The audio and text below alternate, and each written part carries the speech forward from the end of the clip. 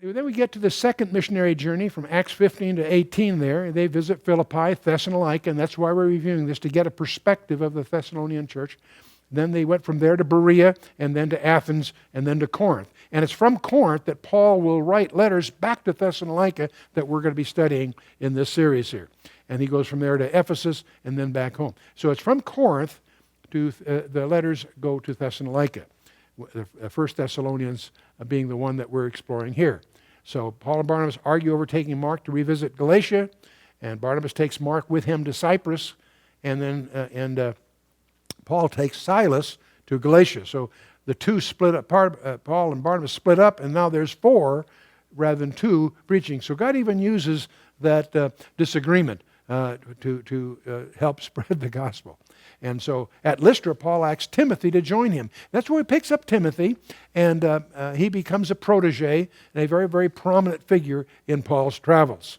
And so, so they publish the decisions of the Jerusalem Council, and Paul goes to Bithynia, or he tries to go to Bithynia, I should say, but the Holy Spirit blocks him from that. And it's that night that he has a vision of a European person, a Macedonian, urges him to come over to Europe.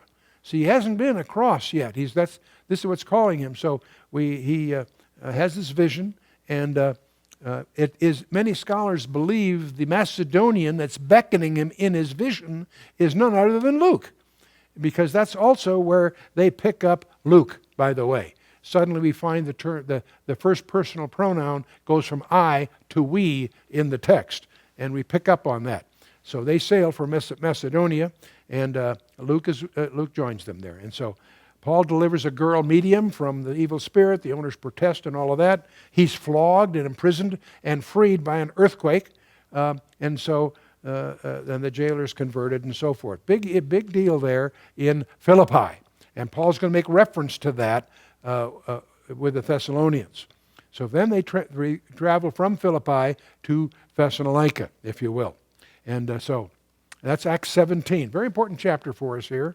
Thessalonica was the capital of Macedonia Secunda. It is founded in 315 BC, about 3 centuries earlier, by Cassandra, the son-in-law of Philip of Macedon, and one of Alexander's 4 key generals, who named it after his wife Thessaloniki, which is the half-sister of Alexander the Great, for you history buffs. It's a very strategic location. It had a natural harbor at the head of the Thamaic Gulf, situated on Via Ignatia, the main route between Rome and the east. So it's very, very strategically placed. And it's interesting how Paul always takes advantage of these these strategic centers of influence. And so it was also the most populous town of Macedonia. And it was almost, for practical purpose, like the capital of Greece. And Illyricum and Macedonia. About 200,000 people, which was a big city in those days. And Cicero was in exile there back in 58 BC. So famous names are associated with this place. Thessalonica was almost made the capital of the world. And it's presently the second most important in Greece. So Antony and Octavius, he's the one that becomes in the future Augustus, were there after their victory at Philippi. In gratitude for their cooperation in the struggle against Cassius and Brutus, Thessalonica was made a free city like Athens. That was a big deal in those days. That means there were no Roman soldiers stationed in it. The government was put in the hands of the People's Assembly, and from whom the politarchs, which are like magistrates, were chosen. And kingdom preaching would make them fearful of losing their privileges of free status. In other words, to the extent Paul was effective at preaching the kingdom, the average citizen would get nervous because they were jealous, they were afraid of losing this unique free status with the Romans. A little background item there. And so Acts 17 is a key chapter for us to understand as we approach these letters.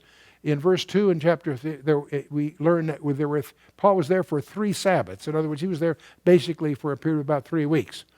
It's interesting that he preached entirely from the Old Testament scriptures, obviously, and yet he preaches the rapture and the second coming of Christ from the Old Testament. We're going to talk more about that as we get into those topics. A few verses later, about verse 4, we discover that these are probably mostly Gentile converts because we notice there's an absence of Old Testament references in the Thessalonian letters. And there's also emphasis on idolatry, so both of those are suggestive that the Thessalonians, the church there was primarily Gentile converts. There was a riot, of course, that was organized. Jason post bond for Paul. And as in Philippi, they were vulnerable to the charge of treason due to the recent expulsion of Jews from Rome. So they're vulnerable. They're in a oppressed minority just by being Jewish. And Paul and Silas flee to Berea. And that gives rise to our trademark verse, by the way, because he's going to say in verse 11 of chapter 17, speaking of the Bereans, he'll say they were more noble than those in Thessalonica in that they received the word with all readiness of mind, but they searched the Scriptures daily to prove these things where they were so. So the Thessalonians were very welcoming. They converted, but Paul really throws a compliment to the Bereans because they were from Missouri. Show me, prove it to me. That was their attitude. And that was about 50 miles away, about a 3-day journey, if you will, from Thessalonica.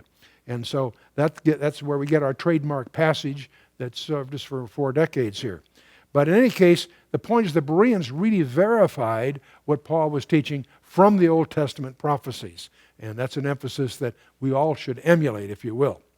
But so they have the big riot there in Thessalonica, and they leave secretly for Berea. They get a better reception in Berea, but the mob stirred up there were Jews from Thessalonica came and stirred up riots. The point that the book of Acts makes, that Luke makes in the book of Acts, is that in each of these places where there's a riot, it's the Jews precipitating the riot, not the Gentiles. And that's very important to the Roman authorities. That's why many people believe that the book of the Gospel of Luke and the book of Acts were necessary documentation that were associated with Paul's appeal to Rome, which comes later. But there is that suggestive evidence of that. Anyway, Paul then leaves Berea for Athens. And he leaves Silas and Timothy behind. We're going to see 3 key names in these letters, Paul, Silas, and Timothy. So Paul, when he leaves Thessalonica, he leaves his 2 partners back there, and he heads for Athens. And he speaks in Athens in this famous speech at Mars Hill, or Areopagus is the other equivalent term. And it's the court of the judges. And notice Paul always begins his speech where the people are. He doesn't quote, these are Greeks. He doesn't quote from the Old Testament. He quotes from Greek poets. And now you notice that they're committed to idolatry. Experts think there were something like 30,000 different gods that were represented in Athens. And Paul points and says, you must obviously be extremely devout. In other words, extremely God-fearing, because you've got all these gods that you fear. An interesting point of view that we often overlook in our own conduct, if you will. And so he picks one of these. He finds one that's called the altar to the unknown God. And he picks up on that to build his case. And he says, we are his offspring. Let me tell you about this unknown God. And he goes on with that. And he quotes from an astronomical poem by Aratus. That was a Greek countryman of Paul's, but although a predecessor of his by about 3 centuries. And he also quotes from a religious hymn of the Cleanthes of Troas, a contemporary of Aratus. In another document, he's going to quote Meander in 1 Corinthians. So interesting that he was a brilliant, he had a great education from the Greek side, not only from the Jewish side. He actually was a very unique individual, a brilliant mind, but also deep background in both of those different cultures. And so, anyway, after Athens, he departs for Corinth. And that's interesting to us because it's from Corinth that he will write the Thessalonian letter. Silas and Timothy come from Thessalonica and bring him news that alarms him. And so that's when he writes the Thessalonian letters. He spends almost 2 years there in Corinth, despite the Jewish opposition.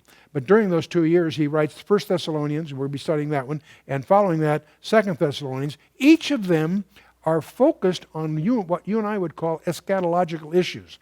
They deal with the end times. So 1 and Thessalonians were written from Corinth in dealing with problems that the Thessalonians had, but they really build upon what he taught them in the first 3 weeks of their their Christian walk, which I think is provocative. Anyway, he then sails to Ephesus, resisted those that wanted him to stay longer, and he then travels back to Antioch, back to Caesarea, back to Jerusalem. And that gets us to in chapter 18 focuses on the 2 years in Corinth. And he writes both of the Thessalonians probably within a few weeks of having visited there. Timothy had been left in Philippi, joins Paul in Berea, and travels with him to Athens. Paul then sends him back to Thessalonica, and the first letter is in response to Timothy's rejoining Paul and giving him a report on how they're doing. And that's what leads Paul to writing the letter we're going to explore here, 1 Thessalonians.